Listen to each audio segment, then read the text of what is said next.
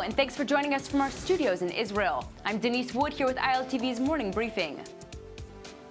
3 Israeli soldiers were wounded in a car ramming attack last night in the West Bank, and they're now recovering in an Israeli hospital. Other soldiers shot and killed the terrorist after he drove his van into a checkpoint between the Israeli communities of Dolev and Talmon. The wounded soldiers are from the Kfir Brigade and are between the ages of 21 and 22 years old. 2 of the injured soldiers were taken to the hospital in moderate condition, but the third soldier was more seriously wounded and was airlifted to a hospital from the scene of the attack. Israeli authorities have already released the body of the dead terrorist to the Palestinian Authority. The attacker has been identified as 36-year-old Ahmed Shahada from a town near Ramallah. Israel has been making moves to crack down on any signs of Jewish violence against Palestinians.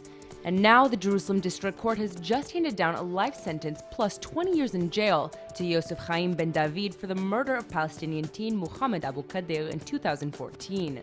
Ben David was the ringleader of a group of 3 attackers who kidnapped, murdered, and then burned the body of Abu Khdeir. Before his sentencing, Ben David apologized to the victim's family, claiming he has psychological problems and the attack wasn't under his control. The court earlier rejected his claims of mental incompetence, and the victim's family rejected his apology, saying he deserves the death penalty.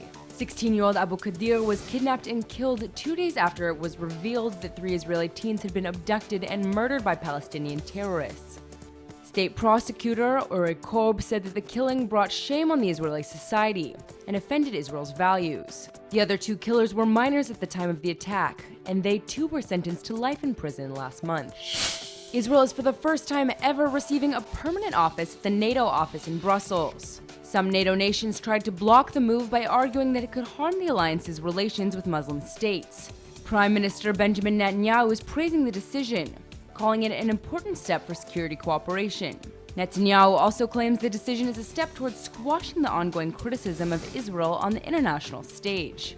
Israel isn't a member of the 28-nation North Atlantic Treaty Organization, but enjoys military cooperation with the organization in a number of fields. Donald Trump has now all but clinched the Republican presidential nomination.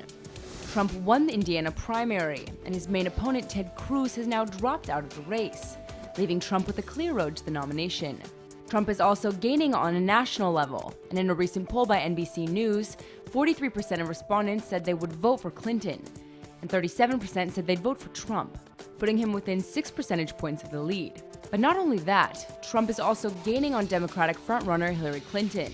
Trump is also speaking out in support of Israel, saying it should keep building in the West Bank, in reference to Israeli settlements. Trump also called on Israel to keep moving forward with its response to Arab terror. He also emphasized his support for the Jewish state, and is veering away from previous comments he made about staying neutral on the Arab-Israeli conflict.